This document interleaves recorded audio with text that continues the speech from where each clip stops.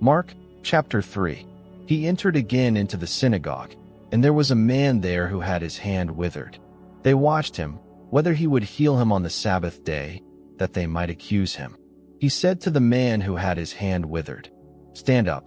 He said to them, "Is it lawful on the Sabbath day to do good or to do harm, to save a life or to kill?" But they were silent. When he had looked around at them with anger, being grieved at the hardening of their hearts, he said to the man, "Stretch out your hand." He stretched it out, and his hand was restored as healthy as the other.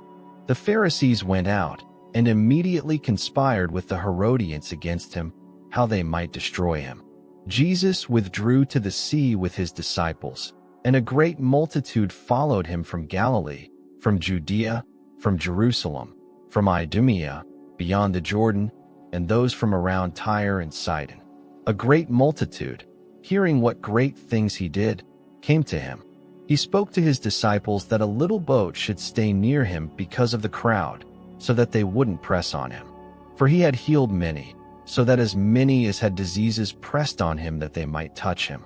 The unclean spirits, whenever they saw him, fell down before him and cried, "You are the Son of God." He sternly warned them that they should not make him known. He went up into the mountain and called to himself those whom he wanted, and they went to him.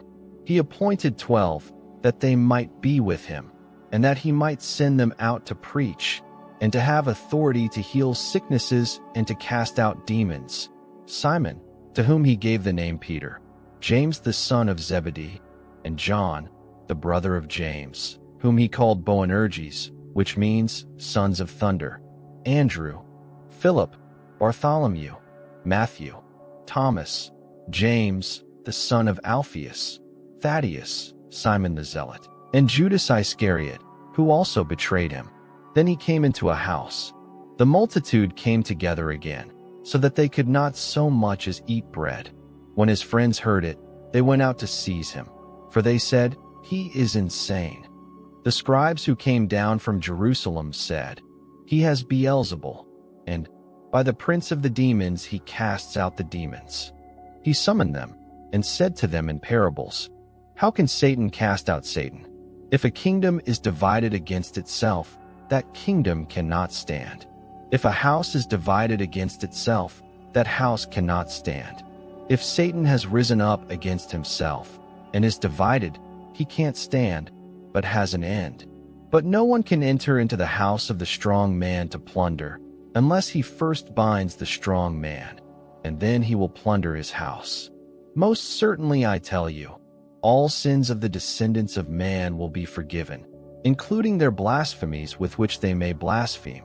But whoever may blaspheme against the Holy Spirit never has forgiveness, but is subject to eternal condemnation.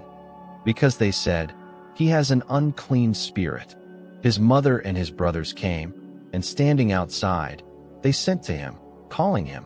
A multitude was sitting around him, and they told him, 'Behold, your mother, your brothers, and your sisters are outside looking for you.' He answered them, 'Who are my mother and my brothers?'